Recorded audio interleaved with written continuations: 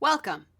In this session, you'll learn whether you're an Energizer or not, and what that means for your ability to build mutually supportive relationships that get results. As you know, some people are able to bring out the best in others, whereas other people have a knack for sucking the life out of every interaction. Researchers Rob Cross, Wayne Baker, and Andrew Parker studied the impact of people they refer to as Energizers and de-Energizers. They conducted research in many different organizations to identify the Energizers, what they do differently than others, and the impact on performance. The researchers mapped out the social networks in each of these organizations to identify who was connected to whom, and they interviewed people within those networks to identify who were the Energizers and de-Energizers.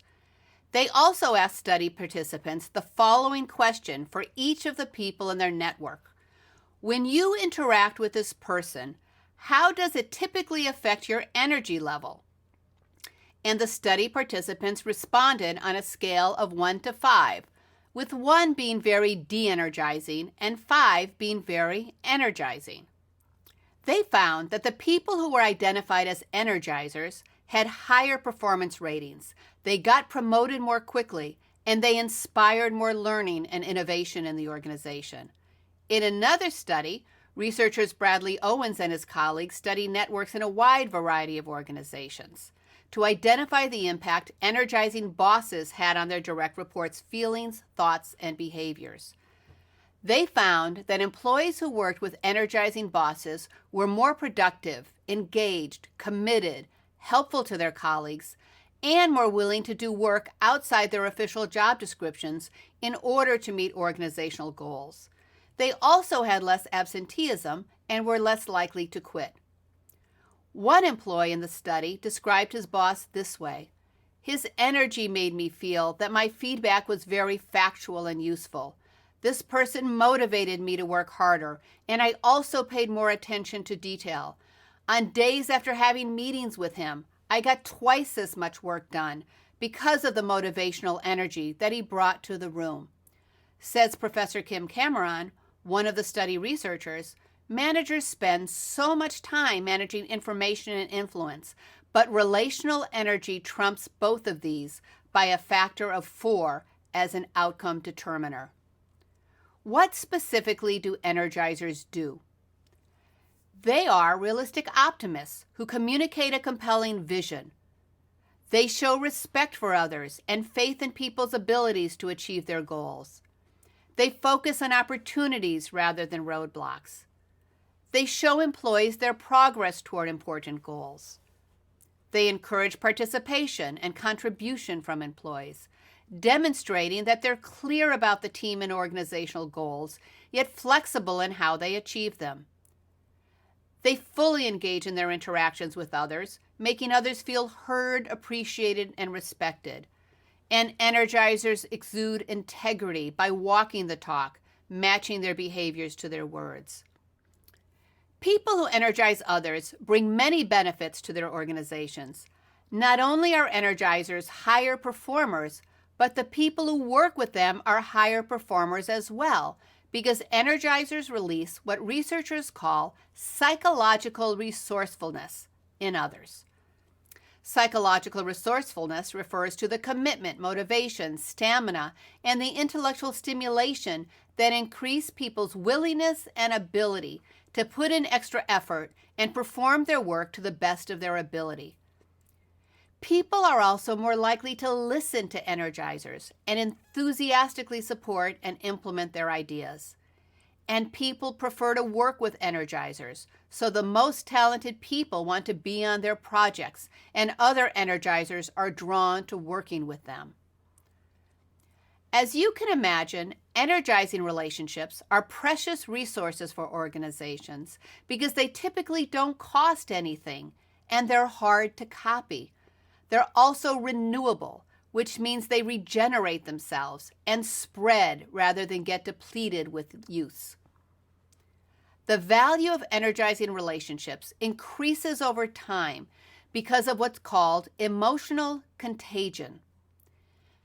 Emotions, whether positive or negative, are catchy because people act as role models for appropriate ways of feeling, thinking, and behaving. Researcher Sigal Barsad explains that people are walking mood inductors who pass their moods on to others. When organizations have an abundance of energizing relationships, they create a virtuous cycle in which positive emotions cascade throughout the organization, and the benefits associated with energizing relationships spread and increase steadily over time. Employees find more meaning in their work. They dig deep to find resources within themselves that they didn't even know they had, and they work harder to help their colleagues and clients.